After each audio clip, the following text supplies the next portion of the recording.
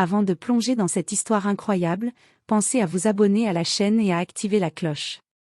Ici, chaque récit a quelque chose à dire, et vous ne voudrez pas en manquer un seul. La nuit venait de tomber sur Brookdale, une petite ville du sud des États-Unis où les contrastes sociaux se faisaient sentir à chaque coin de rue. Les quartiers résidentiels riches, aux pelouses parfaitement entretenues, côtoyaient des zones populaires marquées par la pauvreté et la méfiance vis-à-vis de la police. Dans son véhicule de patrouille, l'agent Mark Peterson conduisait d'un air nonchalant, mâchonnant un chewing-gum. Policier depuis 15 ans, il s'était forgé une réputation redoutée, un homme autoritaire, brutal, et surtout, ouvertement méprisant envers les minorités. Ses collègues le connaissaient pour ses propos racistes à peine voilés, mais personne n'osait trop le contredire. Son carnet d'arrestation était rempli, et il se vantait souvent d'être « celui qui met de l'ordre dans la rue ». Ce soir-là, la routine semblait pesante. Brookdale dormait presque, et Mark, frustré par une soirée sans action, cherchait une cible. C'est alors qu'il aperçut une voiture noire rutilante, une berline de luxe qui roulait tranquillement dans une zone où, selon lui, ce genre de voiture n'avait rien à faire. Derrière le volant, il distingua une femme noire, élégante, les mains posées avec assurance sur le volant.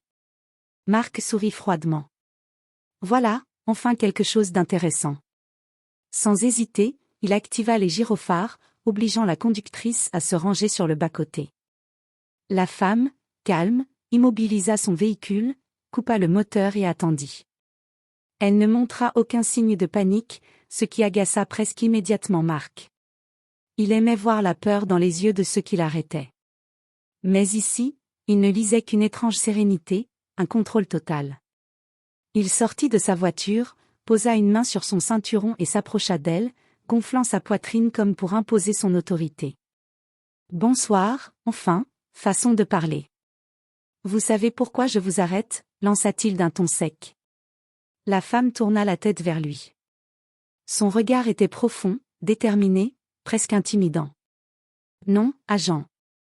Peut-être pouvez-vous me l'expliquer » répondit-elle d'une voix posée, sans trembler.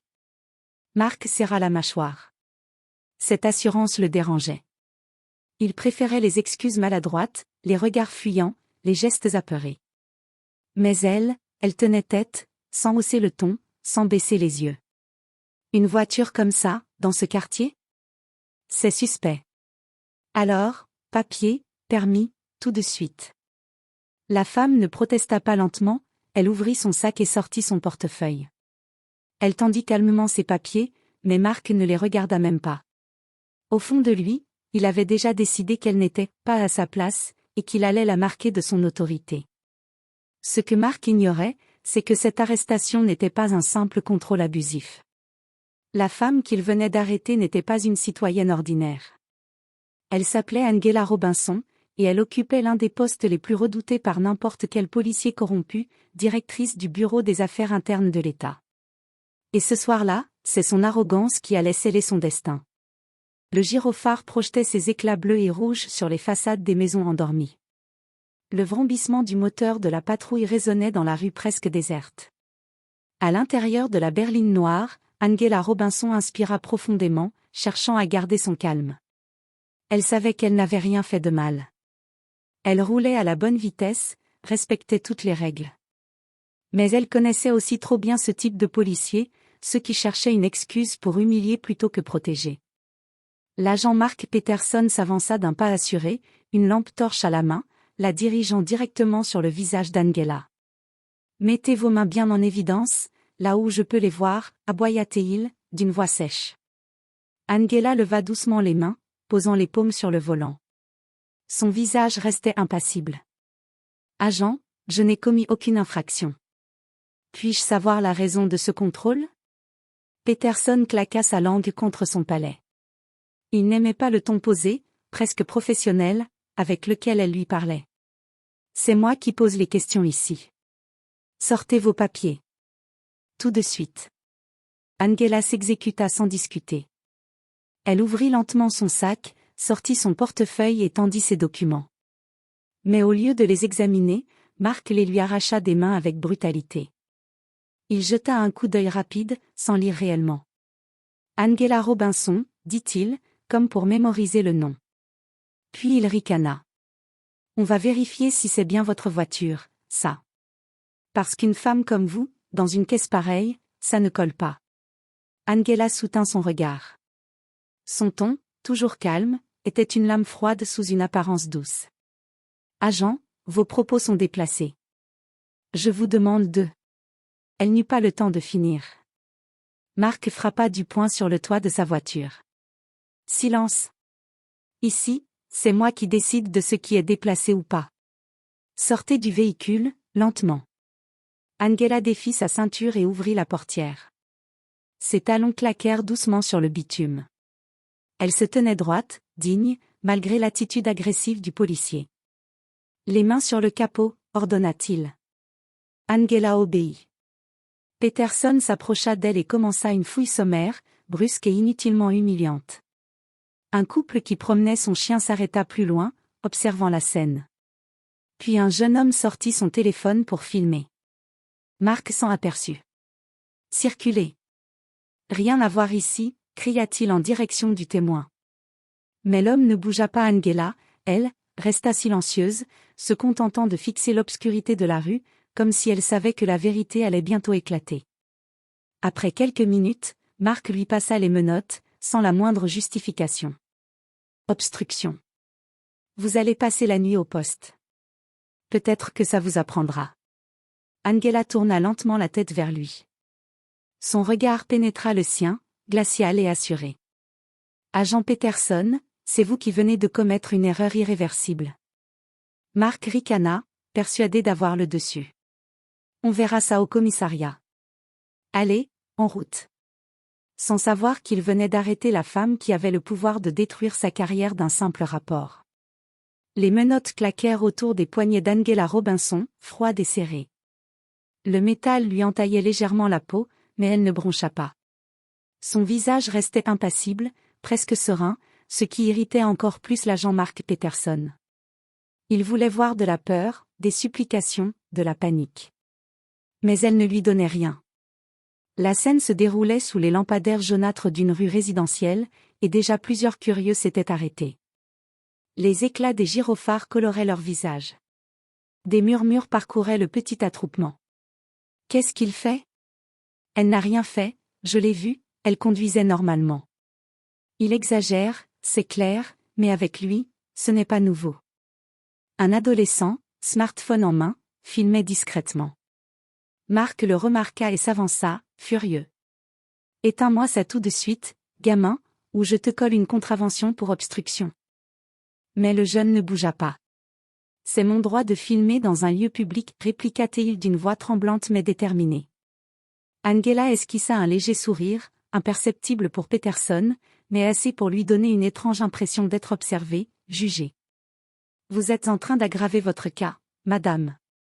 Résistez encore un peu, et je vous colle pour agression sur agent, lança Marc, avec une arrogance glaciale. Angela leva calmement les yeux vers lui. Agent Peterson, chaque geste, chaque mot que vous venez d'avoir est enregistré. Croyez-moi, vous le regretterez très bientôt. Cette phrase, prononcée avec une assurance tranquille, fit naître une petite fissure dans le masque de confiance de Marc. Mais il se reprit aussitôt, haussant la voix pour couvrir son malaise. Il la poussa brusquement vers sa voiture de patrouille, l'obligeant à s'asseoir sur la banquette arrière.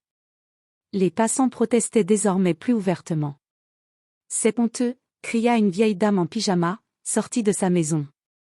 Laissez-la tranquille, elle n'a rien fait, ajouta un homme d'âge moyen. Marc claqua la portière sans répondre, les mâchoires serrées. Plus il sentait l'opinion publique basculer contre lui, plus il redoublait de dureté.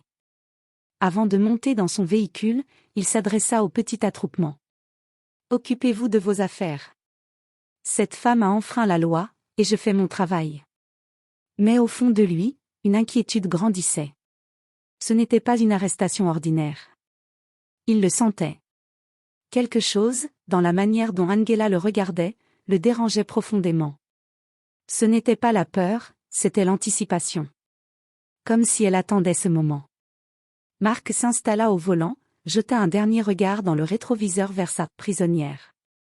Angela, menottée, assise avec dignité, lui lança une phrase qui résonna dans l'habitacle. Vous venez de déclencher votre propre chute, agent Peterson. Et vous n'avez même pas idée de ce qui vous attend. Il ricana pour masquer son trouble. On verra bien, demain matin, vous ne serez plus qu'un nom sur un rapport. Ce qu'il ignorait, c'est que son rapport du lendemain ne serait pas celui qu'il imaginait. La voiture de patrouille traversa les rues de Brookdale sous les éclats des gyrophares. À l'arrière, Angela Robinson demeurait impassible, les mains jointes malgré les menottes. Elle observait calmement la ville défiler à travers la vitre teintée, comme si elle connaissait déjà la fin de cette histoire. Mark Peterson, lui, jetait des regards nerveux dans le rétroviseur. Son assurance habituelle vacillait légèrement. Elle n'avait pas crié, pas supplié, pas protesté. Elle se contentait d'un silence lourd, ponctué de phrases qui résonnaient encore dans sa tête. « Vous venez de déclencher votre propre chute. » Il secoua la tête pour chasser l'écho et accéléra. Quelques minutes plus tard, il gara la voiture dans la cour arrière du commissariat. L'endroit, éclairé par de puissants néons, baignait dans une lumière blanche et froide.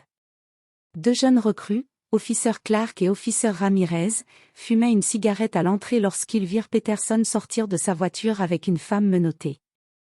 Leurs sourcils se haussèrent presque en même temps. « C'est quoi cette histoire, Peterson ?» demanda Clark, en écrasant sa cigarette.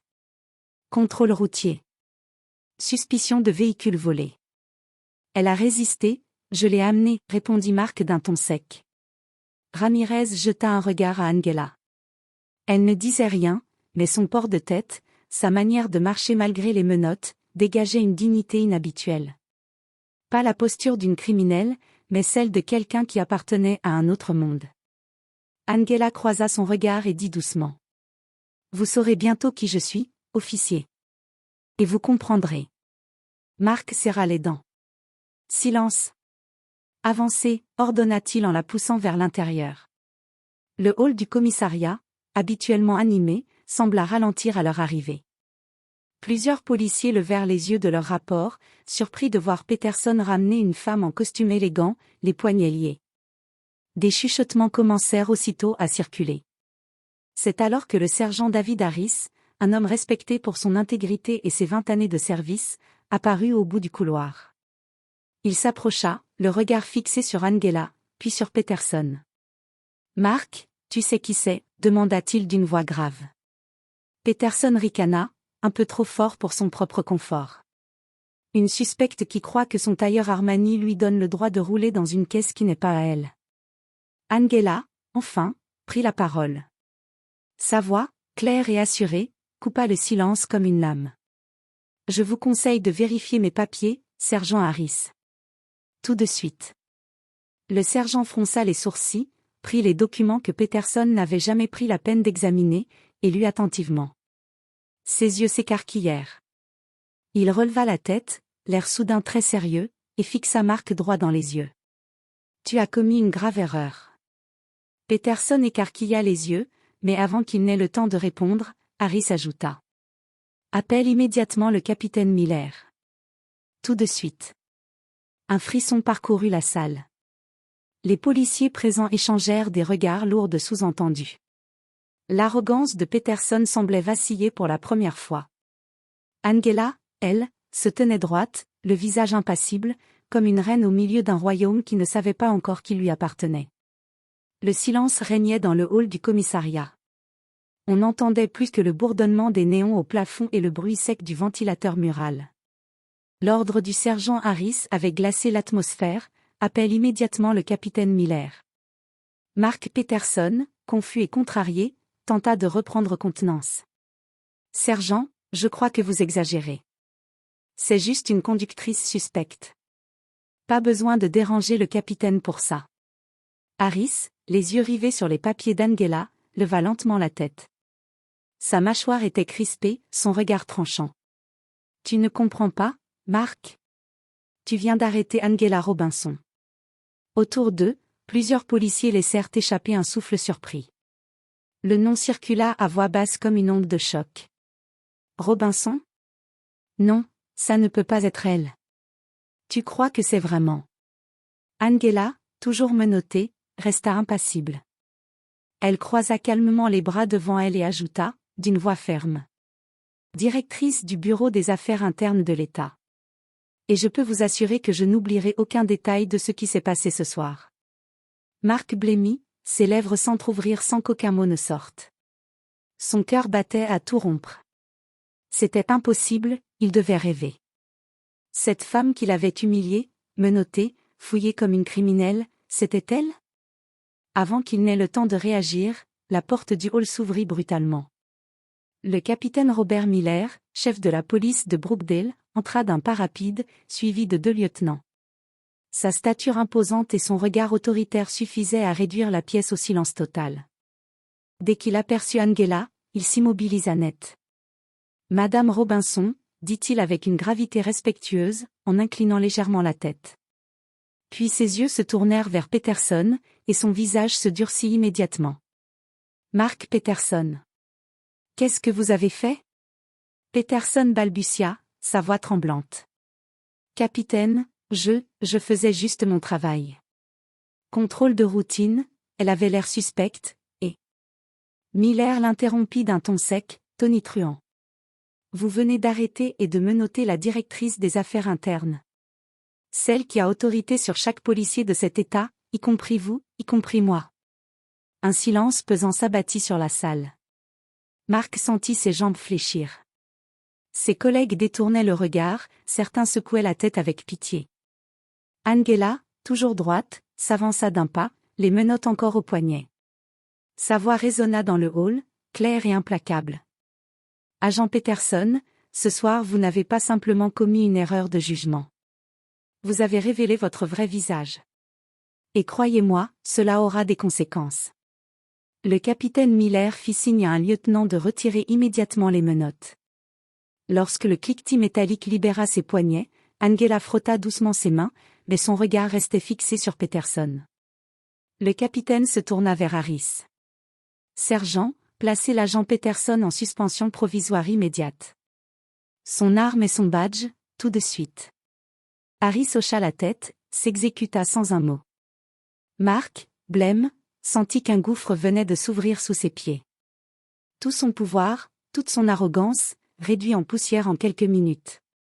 Et pour la première fois de sa carrière, il comprit que ce soir, il n'était plus le chasseur, mais la proie. Le silence pesant du commissariat fut brisé par le bruit sec d'un objet tombant sur le comptoir. C'était le badge de l'agent Mark Peterson, que le sergent Harris venait de lui arracher sans ménagement. À côté, son arme de service fut déposée dans une boîte scellée. Peterson, livide, avait les poings serrés. Tout ce qu'il considérait comme sa fierté venait de lui être arraché en un instant. Angela Robinson, désormais libérée de ses menottes, remit en place sa veste élégante, reprenant une posture de commandement. Elle regarda calmement autour d'elle, observant chaque policier présent dans la pièce. Certains baissaient les yeux, d'autres semblaient au contraire soulagés de voir enfin quelqu'un oser mettre un frein aux excès de Peterson. Le capitaine Miller s'avança. « Madame Robinson, au nom du département, je vous présente mes excuses les plus sincères pour ce qui vient de se produire. Je prends l'entière responsabilité de... » Angela l'interrompit doucement, mais fermement. « Capitaine Miller, je n'ai pas besoin de vos excuses. Ce que je veux, c'est la vérité. Ce soir, un de vos agents a agi en toute impunité, abusant de son autorité et humiliant une citoyenne sans raison. Et ce que j'ai vu ici ne peut pas rester sans suite. » Elle fit quelques pas dans la salle, son regard fixant Peterson, puis se tourna vers l'ensemble du personnel. « À partir de ce moment, j'ouvre officiellement une enquête interne non seulement sur l'agent Peterson, mais également sur tout le département de Brookdale. Chaque dossier, chaque plainte, chaque rapport de vos dernières années sera examiné. Et si je découvre la moindre trace d'abus, de corruption ou de discrimination, je vous garantis que des sanctions tomberont. » Un murmure parcourut la salle. Certains policiers échangèrent des regards inquiets. Peterson, lui, tenta une dernière fois de sauver la face. « C'est ridicule. Elle monte tout ça en épingle pour cacher qu'elle roulait dans une voiture qui n'est même pas à son nom. » Angela pivota vers lui. Son regard noir l'écrasa sur place. « La voiture est enregistrée à mon nom, agent Peterson. Tout est parfaitement légal. La seule chose illégale ici, ce sont vos méthodes. Et croyez-moi, j'ai assez de preuves pour le démontrer. Le capitaine Miller, mal à l'aise, essaya de calmer la tension. Madame Robinson, puis-je vous proposer d'installer votre équipe dans nos bureaux pour faciliter cette enquête? Angela acquiesça. Demain matin, mes inspecteurs seront ici. Préparez tous les dossiers. Rien ne sera dissimulé. Elle marqua une pause, s'approcha lentement de Peterson et dit, assez fort pour que tout le monde entende. Vous pensiez arrêter une femme sans défense, agent. En réalité, vous avez arrêté la personne chargée de mettre fin aux abus comme les vôtres. Et maintenant, c'est moi qui vous arrête, mais avec la loi. La salle entière retint son souffle. Peterson détourna le regard, incapable de soutenir celui de la femme qu'il avait tenté d'écraser quelques heures plus tôt. Ce soir-là, à Brookdale, l'enquête venait de commencer. Et elle promettait de révéler bien plus que les abus d'un seul homme. Le lendemain matin, le commissariat de Brookdale semblait métamorphosé. Les néons blancs du hall éclairaient une atmosphère tendue, où chaque policier évitait le regard de Mark Peterson, désormais suspendu et humilié. À l'extérieur, la rumeur de l'arrestation d'Angela Robinson et de l'enquête imminente avait fait son chemin. Des habitants, autrefois silencieux face aux abus de certains agents, commencèrent à se présenter. Parmi eux, des visages anxieux mais déterminés. Le premier à prendre la parole fut Jamal Evans, un jeune homme du quartier populaire. Il serra ses mains, tenant son smartphone comme preuve. Il y a 6 mois, Peterson m'a arrêté pour rien. Il m'a frappé devant tout le monde et m'a accusé de vol. J'ai encore les photos de mes blessures et la vidéo de la caméra de surveillance. Angela hocha lentement la tête, prenant des notes. Merci, monsieur Evans. Chaque détail compte. Restez calme et précis, nous allons tout documenter. Ensuite, une femme âgée, Mrs. Brown, franchit les portes du commissariat. Sa démarche était lente, mais sa voix forte et claire. Cet homme, il a menacé mon fils il y a 2 ans, juste parce qu'il courait dans la rue. Il voulait lui faire peur. Je ne pouvais rien faire à l'époque, mais je ne resterai pas silencieuse maintenant. D'autres habitants suivirent. Des commerçants, des parents, des étudiants. Chacun apportait son témoignage, parfois accompagné de photos, vidéos ou messages. Petit à petit, un tableau accablant se dessinait. Mark Peterson n'était pas un simple agent zélé, il était un prédateur au sein du commissariat. Angela les écoutait tous, prenant des notes méticuleuses. Son calme et sa posture inspirante impressionnaient les témoins, qui se sentaient enfin entendus. Mark, dans un bureau adjacent, voyait la scène à travers une vitre sans teint. Chaque témoignage était une lame de vérité qui le transperçait. Il tenta de protester, de se défendre. C'est exagéré, c'est faux, murmura-t-il à lui-même. Mais même ses collègues, ceux qui jadis le soutenaient, détournaient les yeux, mal à l'aise. L'agent qui se croyait intouchable se retrouvait désormais isolé, confronté à une vague de vérité qu'il n'avait jamais imaginée. Angela leva les yeux de ses notes et fixa Peterson avec intensité. Chaque mot que vous entendez ici ce matin servira à établir votre responsabilité. Aucun détail ne sera ignoré. Et sachez une chose, je ne reculerai devant rien pour que justice soit faite. Le message était clair. Ce jour-là, Brookdale commença à changer. Pas par une loi écrite, pas par un décret officiel, mais par la voix de ceux qui avaient été réduits au silence. Et pour Peterson, le début de la chute venait de commencer. Quelques jours plus tard, une salle austère du commissariat de Brookdale fut transformée en tribunal interne improvisé. Les murs blancs étaient froids, le mobilier minimaliste. Des chaises avaient été disposées pour accueillir les témoins, le personnel et le public interne du département. L'atmosphère était chargée de tension. Au centre, derrière un bureau surélevé, Angela Robinson s'assit, droite et imposante, revêtant toute l'autorité de sa fonction. À ses côtés se trouvaient 2 inspecteurs de son équipe et le capitaine Miller, silencieux mais vigilant. Face à eux, Mark Peterson se tenait debout, ses mains croisées devant lui, tentant maladroitement de masquer sa nervosité. Angela ouvrit la séance d'une voix claire et tranchante. Nous sommes réunis aujourd'hui pour examiner le comportement de l'agent Mark Peterson et ses actions répétées qui violant le code de conduite de ce département. Chaque témoignage et chaque preuve sera pris en compte. Commençons. Le premier à prendre la parole fut Jamal Evans, le jeune homme frappé par Peterson quelques jours auparavant. Il raconta son histoire, détails précis à l'appui, la violence gratuite, les insultes, la peur ressentie. Angela l'écouta attentivement, hochant la tête à chaque précision. Puis ce fut au tour de Mrs. Brown, la femme âgée dont le fils avait été menacé. Son témoignage fut clair, implacable, et renforça l'image d'un agent abusant de son autorité depuis des années. Peterson tenta de se défendre. J'ai juste fait mon travail. Je suivais le protocole. Mais Angela l'interrompit sèchement. Vous confondez le protocole avec votre préjugé. Vous avez utilisé votre uniforme pour intimider, humilier et terroriser. Et ce n'est pas un incident isolé. Chaque parole d'Angela était précise, mesurée, mais tranchante. Elle citait des rapports, des vidéos, des témoignages. La salle entière, même les collègues de Peterson, sentait que le verdict était déjà en marche. Peterson, rouge de colère et de honte, tenta de se justifier encore. Je n'ai jamais voulu faire de mal à personne. Angela s'approcha lentement de lui, le regard glacé. Vos intentions ne comptent pas, agent Peterson. Vos actions, elles, ont des conséquences. Et chaque citoyen que vous avez humilié mérite justice. Le murmure des témoins et des collègues remplissait la salle. L'audience interne était claire, il ne s'agissait pas d'un simple rappel à l'ordre, mais de la mise en lumière des abus systématiques de Peterson.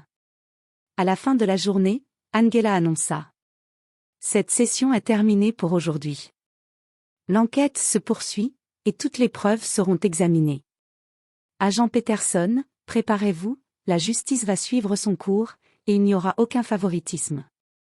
Mark quitta la salle, humilié et silencieux. Pour la première fois, il comprenait qu'il n'était plus le maître du jeu. La chef des affaires internes venait de renverser la balance, et chaque action passée de Peterson était désormais sous la lumière crue de la vérité. Quelques semaines après l'ouverture de l'enquête, le commissariat de Brookdale était plongé dans une atmosphère électrique. Chaque coin, chaque bureau, chaque rapport semblait sous le regard scrutateur de Angela Robinson. Son équipe passait au peigne fin des centaines de dossiers, de vidéos et de témoignages, retraçant l'histoire d'abus, de préjugés et de violences exercées par Mark Peterson. Peterson, quant à lui, vivait un cauchemar éveillé. Il n'avait plus d'armes, plus de badges, plus de pouvoir. Chaque document que ses collègues apportaient sur son bureau soulignait une nouvelle erreur, un nouvel abus. Les témoignages des victimes s'accumulaient, des coups injustifiés, des arrestations arbitraires, des insultes raciales. Chaque preuve semblait sceller un peu plus son destin. Angela entra dans la salle des enquêtes, portant ses dossiers avec une précision méticuleuse. Son regard se posa sur Peterson, qui tentait désespérément de paraître confiant, mais dont les mains tremblaient légèrement. Agent Peterson, commença-t-elle d'une voix calme mais tranchante, vous pensiez pouvoir continuer comme avant, croire que personne ne vous surveillait. Mais chaque mot que vous avez prononcé, chaque coup que vous avez porté, tout est enregistré. Peterson balbutia. Je peux m'expliquer, c'était justifié? Angela secoua lentement la tête. Justifié? Vos excuses ne suffiront pas.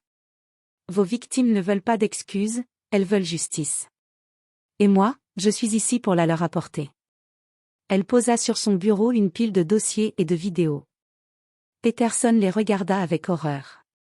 Des dizaines de témoins avaient parlé, des vidéos avaient été analysées, et chaque acte de brutalité ou d'intimidation était parfaitement documenté. Vous voyez, agent, vous pensiez avoir le contrôle. Mais c'est moi qui l'ai désormais. Et croyez-moi, votre arrogance d'hier soir ne vous sauvera pas. Vous êtes seul. Un silence pesant s'installa. Peterson sentit le poids de ses années d'abus retomber sur lui comme une montagne. Les collègues qui le regardaient détournaient maintenant les yeux, certains murmurant entre eux que c'était bien fait pour lui. Angela se leva, d'un geste ferme, tendit une main vers les dossiers. Je vais m'assurer que chaque acte, chaque abus, chaque injustice que vous avez commis soit connu de vos supérieurs et du public. Et vous serez tenu responsable. La balance penche maintenant du côté de la justice, agent Peterson. Pour la première fois, Peterson réalisa qu'il n'y avait aucune échappatoire. La femme qu'il avait crue faible, qu'il avait humiliée et menottée, détenait désormais tout le pouvoir. Son arrogance et sa violence, qu'il croyait impunies, allaient le rattraper de la manière la plus implacable possible. Ce soir-là, dans son bureau vide et silencieux, Peterson comprit que sa carrière, sa réputation et son honneur étaient en train de s'effondrer, et que rien, absolument rien, ne pourrait inverser le cours de sa chute. Le matin où le verdict devait être rendu, le commissariat de Brookdale semblait figé dans une tension insoutenable. Chaque policier connaissait désormais l'ampleur des abus commis par Mark Peterson, et chaque membre du personnel retenait son souffle. Même le capitaine Miller, habituellement impassible, marchait nerveusement de long en large, conscient que cette décision allait marquer un tournant pour le département. Peterson, assis dans une salle d'audience interne aménagée, serrait les poings sur ses genoux. Ses yeux évitaient ceux d'Angela Robinson, mais il sentait leur intensité peser sur lui. L'angoisse et la honte remplaçaient peu à peu son arrogance habituelle. Angela entra, majestueuse, tenant un dossier imposant. Elle s'installa derrière le bureau principal et fixa Peterson avec une précision glaciale. Le silence était total. Agent Peterson, commença-t-elle, sa voix résonnant dans la salle, après avoir examiné tous les dossiers, les vidéos, et écouté chaque témoignage, il est clair que vos actions constituent une violation grave et répétée de la loi et de l'éthique de notre département. Peterson tenta de répliquer, sa voix tremblante. Je ne voulais que faire respecter la loi. Angela le coupa d'un geste. Vos intentions ne comptent pas. Vos abus, vos humiliations et votre racisme sont documentés. Vous avez utilisé votre uniforme pour terroriser et intimider, et ce comportement ne peut pas être toléré. Le murmure dans la salle s'accentua. Même ses collègues détournaient maintenant les yeux, certains hochant la tête en signe d'approbation. Par conséquent, continua Angela d'un ton implacable, je prononce à votre encontre les sanctions suivantes: renvoi immédiat et définitif du département de police de Brookdale, retrait de toute pension de retraite, et interdiction d'exercer dans tout autre service de police de l'État. Un silence glacé suivit l'annonce. Peterson sentit le sol se dérober sous ses pieds. Chaque mot résonnait comme un marteau sur son destin. Il tenta de parler, mais aucun son ne sortit. Ses mains tremblaient, ses jambes faiblissaient, et son esprit refusait de croire ce qui venait de se produire. Angela se leva, s'avança lentement, et le fixa droit dans les yeux. Vous avez cru que vous étiez au-dessus des lois. Ce soir, vous découvrez que personne n'est au-dessus de la justice. Peterson quitta la salle, tête basse, visage rouge de honte et d'humiliation. Les policiers présents observaient en silence, certains murmurant des paroles de soulagement. Pour la première fois, Mark Peterson se rendit compte de la portée de ses actions passées, la peur qu'il avait imposée, les vies qu'il avait brisées, et la carrière qu'il venait de perdre à jamais. Angela, quant à elle, resta dans la salle, son regard déterminé, consciente que cette victoire n'était pas seulement la sienne, mais celle de toutes les victimes de l'agent Peterson. Ce jour-là, Brookdale vit la justice prendre enfin le dessus sur l'arrogance et l'impunité. Les semaines qui suivirent la chute de Mark Peterson marquèrent un tournant pour le département de police de Brookdale. Les actions de Peterson avaient laissé des cicatrices, mais elles avaient aussi ouvert les yeux de nombreux collègues sur les abus et les injustices qui pouvaient se produire derrière les portes closes d'un commissariat. Angela Robinson, désormais pleinement respectée par l'ensemble du personnel, organisa plusieurs réunions de formation et de sensibilisation. Son but n'était pas seulement de punir, mais de transformer le système de l'intérieur. Elle insista sur l'importance du respect, de la transparence et de la justice dans chaque décision policière. Des citoyens qui avaient été témoins des abus de Peterson furent invités à participer à des ateliers de dialogue, permettant de reconstruire la confiance entre la communauté et la police. Les histoires de peur et d'humiliation furent écoutées, reconnues et documentées. Peterson, quant à lui, disparut presque totalement de la vie publique. Sa carrière détruite servit d'exemple, même les plus arrogants et les plus puissants ne peuvent échapper aux conséquences de leurs actes. Ses anciens collègues en firent un avertissement permanent, l'autorité sans responsabilité est vouée à s'effondrer. Un soir, Angela se tenait sur le pas de la porte du commissariat, regardant la ville de Brookdale s'illuminer sous les lampadaires. Elle pensa aux victimes, à ceux qui avaient trouvé le courage de parler et à l'importance de son rôle. Elle sourit légèrement, non pas avec arrogance, mais avec la satisfaction profonde d'avoir rétabli un équilibre. La justice n'est pas seulement une loi sur le papier, murmura-t-elle pour elle-même. Elle vit dans le courage, dans la vérité et dans ceux qui osent se lever. Cette affaire resta gravée dans la mémoire de la ville. Elle montra que l'arrogance et le racisme, même lorsqu'ils sont protégés par un uniforme ou un badge, finissent toujours par rencontrer la lumière de la vérité. Et que parfois, une seule personne déterminée peut faire basculer la balance, révélant que la justice, même lente, finit toujours par triompher. Ainsi, Brookdale entama un nouveau chapitre, marqué par la vigilance, la transparence et la certitude que chaque citoyen, peu importe sa couleur ou son statut, méritait le respect et la justice.